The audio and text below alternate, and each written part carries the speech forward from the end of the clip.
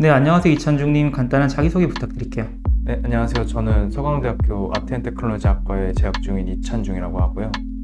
게임 업계와 스타트업의 한 5곳에서 기획, 사업, 전략, UX 관련된 일을 하다가 현재는 1인 개발자로 활동을 하고 있습니다. 현재 서강대 재학 중이신데 이렇게 학생임에도 불구하고 게임 업계에서 UX 디자인이나 프로듀싱 경험을 많이 가지고 계십니다. 이렇게 게임 업계로 커리어를 시작하시게 된 계기가 있으실까요? 일단 게임 업계는 어렸을 때부터 가고 싶어 했었습니다. 그래서 지금 학과를 가게 된 것도 게임을 공부하고 싶어서 갔는데, 네, 잘 만든 게임이랑 이제 돈을 잘 버는 게임이랑 또 달라가지고 이 비즈니스적인 관점을 조금 더 알아야겠다 해서 경영과 관련된 공부를 했었고, 그러다 보니까 커리어가 자연스럽게 이제 컨텐츠 혹은 게임의 기획 사업 전략 쪽으로 이어지게 되면서 다양한 경험을 하게 되었습니다. 여러 회사에서 일해보셨는데 그중 게임 업계는 크래프톤이나 원더게임즈, 컬러버스 등에서 일해보셨던 것 같습니다. 어떤 업무들을 수행해보셨을까요? 우선은 컬러버스에서는 이제 컨텐츠, 그러니까 메타버스 컨텐츠 관련된 기획들을 했었었고요. 크래프톤에서는 이제 게임 프로듀서 팀에서 게임 프로젝트 매니징 관련된 일을 했었고, 원더게임즈에서는 이제 사업부에서 이제 전략과 관련된 일을 했었습니다. 컬러버스에서는 메타버스 관련된 컨텐츠 기획을 하셨다고 말씀 주셨는데 이러한 메타버스 관련 경험도 게임 업계 진출하는 데 도움이 될까요? 네, 도움이 될 거라고 생각합니다. 그리고 저도 도움이 되었는데요. 이제 왜냐하면 게임이랑 메타버스는 사실 기술적으로 거의 호환을 하고 있기 때문에 메타버스에서 기획한 것들의 그 프로세스가 게임 업계에서도 도움이 실제로 되고 있고요.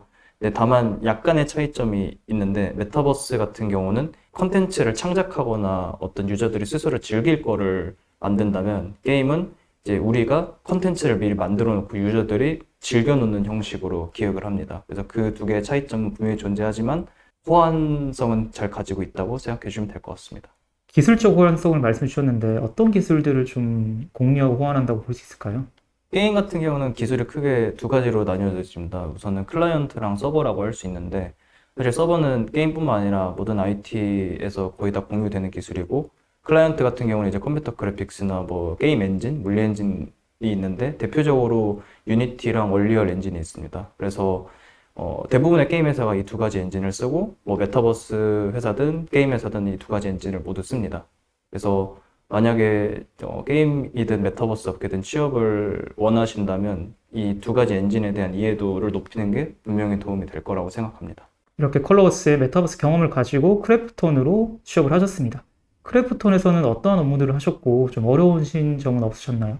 크래프톤에서는 이제 게임 프로듀서 팀에서 일을 했었고요. 게임 프로듀서 팀에서 구체적으로는 게임을 분석하고, 그다음에 그 내부에 있는 프로젝트의 시뮬레이션을 돌리고, 그다음에 뭐 새로운 게임을 제안하는 여러 가지 일을 유기적으로 일을 했었습니다. 그 중에서 가장 어려웠던 일은 이제 내부적인 게임 프로젝트에서 가설을 설정하고 이제 지표를 설정해야 되는 일이 있었는데 그 지표를 설정하는 기준을 잡는 게 어려웠습니다. 왜냐하면 이제 내가 생각하는 게임은 이제 슈팅 게임인 줄 알았는데 동료가 생각하는 게임은 RPG가 될 수도 있고 뭐 다른 동료는 뭐 MMORPG라고 생각할 수 있는 그 굉장히 다양한 뷰로 이제 게임을 생각했었고 이거를 모두 온라인하고 기준을 잡고 지표를 설정하는데 토론을 한 4시간 정도 했었습니다. 그래서 4시간 동안 우리가 어떤 게임을 하는 건지 서로가 공통된 목표를 공유하고 지표 설정을 하고 그 다음에 이제 뭐 마케팅을 태우든 뭘 하든 해보자 했었는데 실제로 그 시뮬레이션이 2.5배의 지표 상승을 만들어냈었고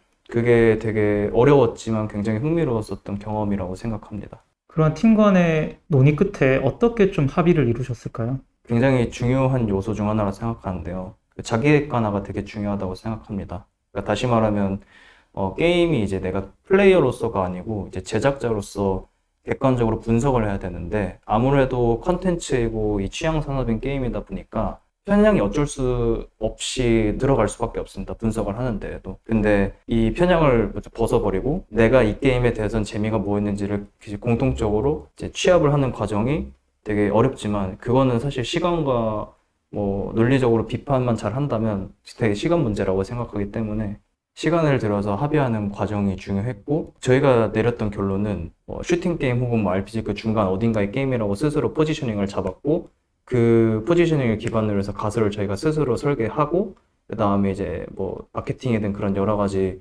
지표들을 설정해서 이제 실행을 했었습니다.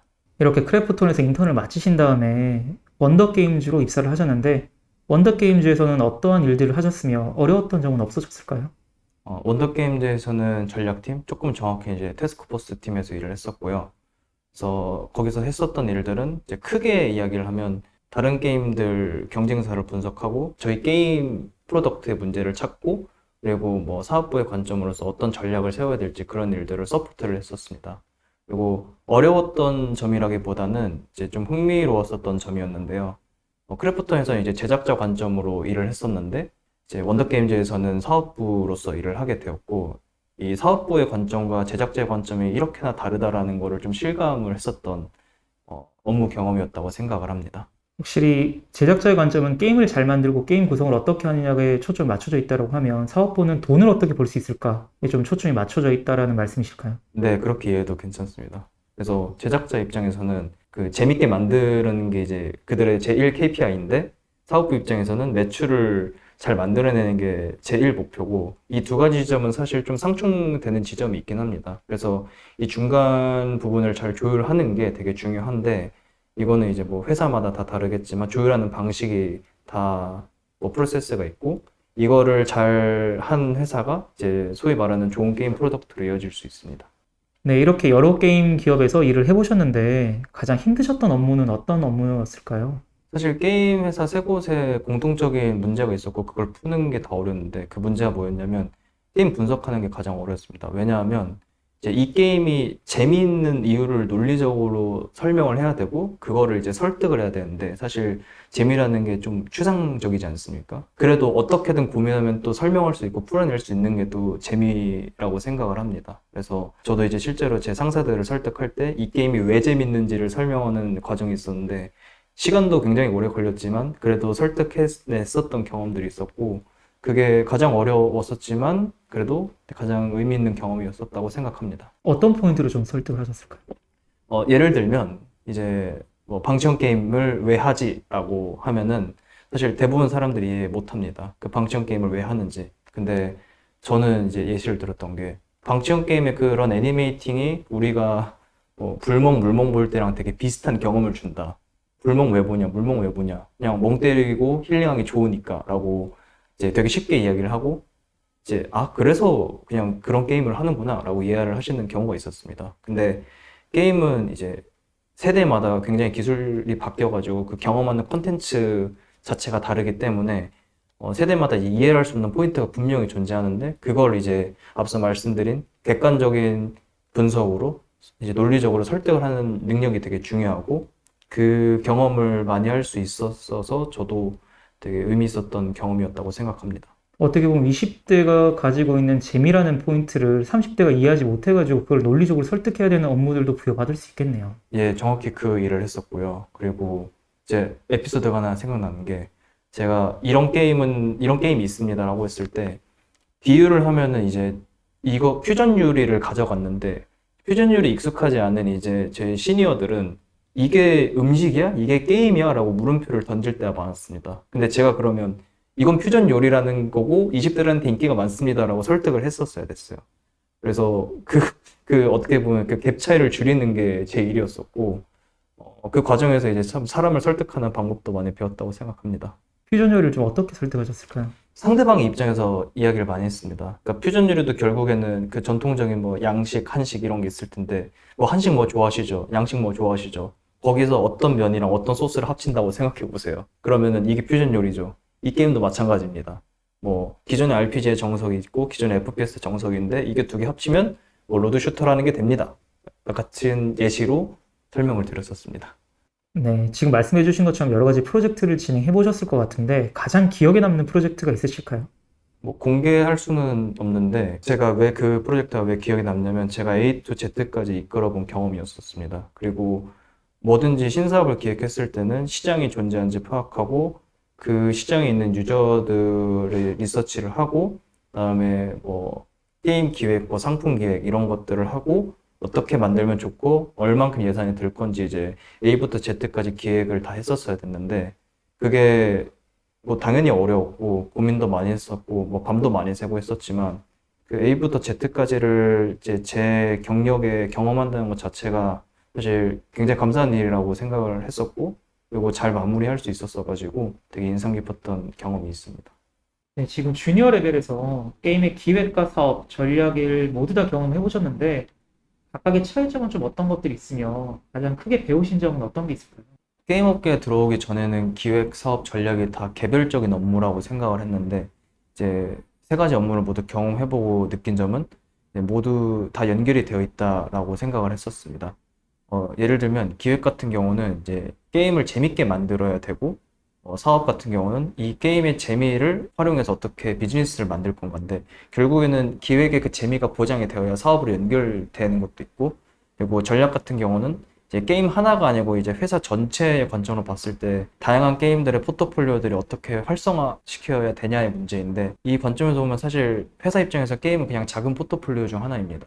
결국에는 미시적인 관점과 거시적인 관점을 서로 오가긴 하지만 전략도 어떻게 보면은 큰 관점에서 보면 기획이라고 할 수도 있고 결국 기획이나 사업이나 전략 모두 그 논리적인 생각을 잘 하고 얼만큼 비판적으로 잘 분석하냐 이 역량이 공통적으로 다 들어가 있었다고 생각합니다. 가장 아쉬움이 남는 프로젝트도 있으셨을까요? 기억에 남으면서도 아쉬운 프로젝트가 하나 있는데요. 제가 전략팀에 있을 때 설득을 하지 못했었던 프로젝트가 하나 있었습니다. 그러니까 전략팀의 일 중 하나는 이 게임이 왜 재미없고 혹은 재밌는 걸 어떻게 더 재밌게 만들지를 고민하는 일을 하는데 저 같은 경우는 이제 마법을 쓸 수 있는 총 게임이 있다라고 예를 들면 마법을 강화시키는 게 이 게임이 더 재밌을까? 혹은 총 게임의 슈팅 감각을 강화시키는 게 더 재밌을까? 라고 이제 고민을 하면은 의사결정을 해야 되지 않습니까? 근데 저 같은 경우는 이제 마법을 더 강화시키자라고 생각했고 했지만 이제 의사결정권자는 이제 총 게임을 더 강화시키자라고 했었습니다. 근데 그 결과를 봤을 때는 제가 개인적으로 생각했을 때는 여전히 마법이 정답이었다고 생각을 하는데 제가 논리가 조금 빈약해가지고 설득을 못했었고 그 결과가 되게 아쉬웠던 적이 많았어가지고 제 개인의 역량이 좀 부족했지 않았을까 하는 아쉬움이 많이 남았었습니다. 게임에서 여러 인턴 경험을 하시게 됐는데 이렇게 여러 인턴 경험을 통해 가지고 갖게 된 본인만의 차별점이 있을까요? 우선 제가 바라보는 이제 게임의 저만의 관점이 있다는 게 제 차별점이라고 생각합니다. 예를 들면 기획사업 전략팀에 일하면서 굉장히 다양한 게임들을 봤었는데 같은 게임이더라도 되게 다르게 해석할 수 있고 그 저만의 이제 프레임워크가 생겼기 때문에 이제 어떤 게임에서는 어떤 매출이 이렇게 발생할 수 있지 않을까, 뭐 어떤 게임은 이게 본질적인 재미가 아닐까라고 이제 제가 스스로 가설을 세우고 이제 검증을 해볼 수 있는 것을 이제 스스로 해볼 수 있게 되었습니다. 그래서 그 기획사업 전략팀에서의 업무 경험들이 이런 저만의 프레임워크를 만드는데 도움이 되었고 그게 제가 가질 수 있었던 차별성이라고 생각합니다. 이렇게 게임에서 여러 인턴 경험을 하실 수 있는 거는 본인만의 노하우가 있을 것 같은데 취준생들이 게임 업계에 진출하기 위해 필요한 역량은 어떤 것들이 있을까요? 가장 좋은 스펙이자 가장 좋은 역량은 게임을 직접 만들어 보는 경험이라고 생각을 합니다. 저 같은 경우는 이제 게임을 3번 정도 만들어 봤었는데 이제 각각 이제 유니티랑 얼리얼 게임 엔진으로 제작을 해본 경험이 있었고 그리고 그 제작 과정의 프로세스를 이제 포트폴리오로 잘 만들어 가지고 저는 이런 게임을 만들어 본 경험이 있고 왜 이렇게 만들었고 어떤 아웃풋을 냈습니다를 한번 잘 정리를 했었습니다. 그리고 그게 실제로 가산이 되어서 이제 뭐 크래프톤, 원더게임즈 여러 게임에서 일을 했다고 생각을 하는데 생각보다 많은 게임 업계 취준생들이 게임을 직접 만들어 본 경험 없이 입사를 시도하려는 경험이 있습니다. 근데 확실하게 말씀드릴 수 있는 건 게임을 만들어 본 경험은 굉장히 큰 가산점이 될 수 있다라고 말씀드릴 수 있을 것 같습니다. 혹시 여러 가지 인턴 경험을 하시면서 게임 회사의 면접도 많이 보셨을 것 같은데 공통적으로 나오는 질문이 있을까요? 새 게임 회사에서 면접을 봤을 때 공통적으로 나왔던 질문은 되게 단순한데 왜 게임 업계에 오고 싶어 하냐의 질문이 있었습니다. 그리고 저는 제가 스스로 왜 게임 업계에 오고 싶은 명확한 이유가 있었고 저의 이유는 이제 좋은 게임 하나가 한 사람의 꿈을 심어주고 세상을 바꾼다는 믿음이 있었기 때문에 그런 게임을 만들 수 있는 최전선에서 일을 하면은 저 스스로도 굉장히 자부심을 느낄 수 있고 재밌는 게임 만들면 그게 사회에 도움될 수 있을 거라고 이제 어필을 했었습니다. 그래서 실제로 그 답변들을 듣고 다들 좋아해 주셨고 그렇게 해서 입사를 할 수 있지 않았나 생각합니다.